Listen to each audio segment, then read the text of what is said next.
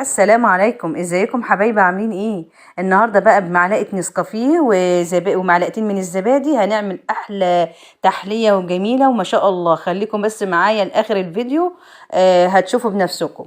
معايا بوله نزلت بمعلقه واحده كبيره من النسكافيه الخام او القهوه الخام.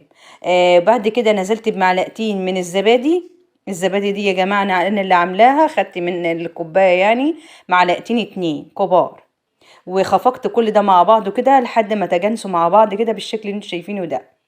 نزلت بقى بتلت كوبايه من السكر الناعم او السكر يعني العادي. نزلت بيه كده وبدات اللي انا ادوبه خالص تماما برضو بالشكل ده، وايديا فيه كده على طول بالمضرب لحد ما تخفق معايا بالشكل ده. بعد كده هنزل بثلاث معالق من الحليب،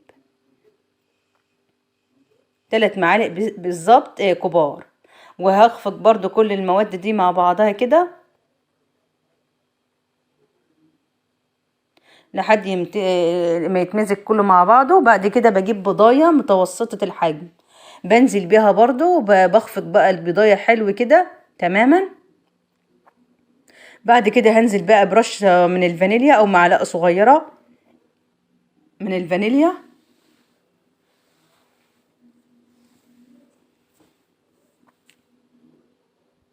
وتلت كوباية من الزيت، اي نوع زيت عندك حطيه.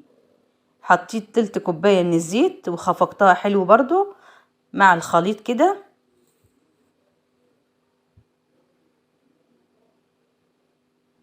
بعد كده بقى بكون مجهزة معايا كوباية من الدقيق، بجيب بقى المصفى بتاعتي وببدأ اللي انا يعني انخلها حلو كده. كوباية واحدة من الدقيق هبدأ انخلها كده حلو، وهنزل بمعلقتين من البيكنج باودر صغيرين، معلقتين اتنين صغيرين من البيكنج باودر، ورشة من الملح صغيرة برضو. وبعد كده بقى بنخل الدقيق كده حلو، وبجيب المضرب بتاعي بقى وتوه الدقيق خالص تماما.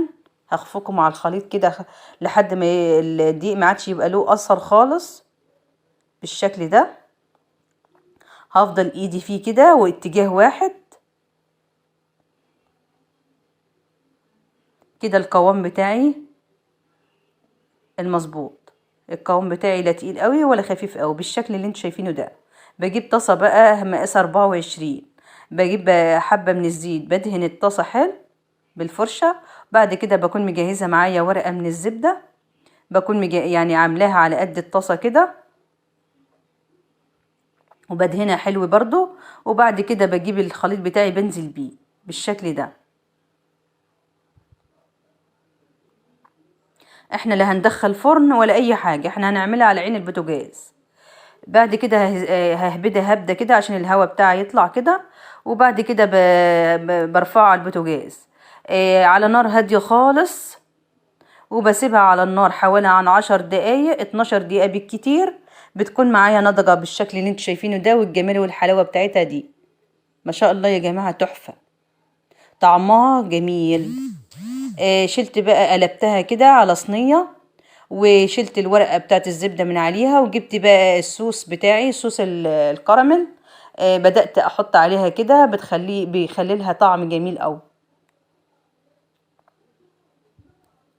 بتقطعي بقى وبتقدمي بألف هنا وشفا ليا وليكم. جميلة يا جماعة ما شاء الله تحفة.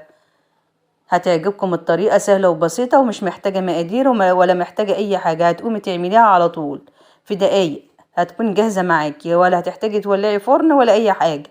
على عين البوتاجاز وهتعمليها. لايك وشير لو عجبكم الفيديو.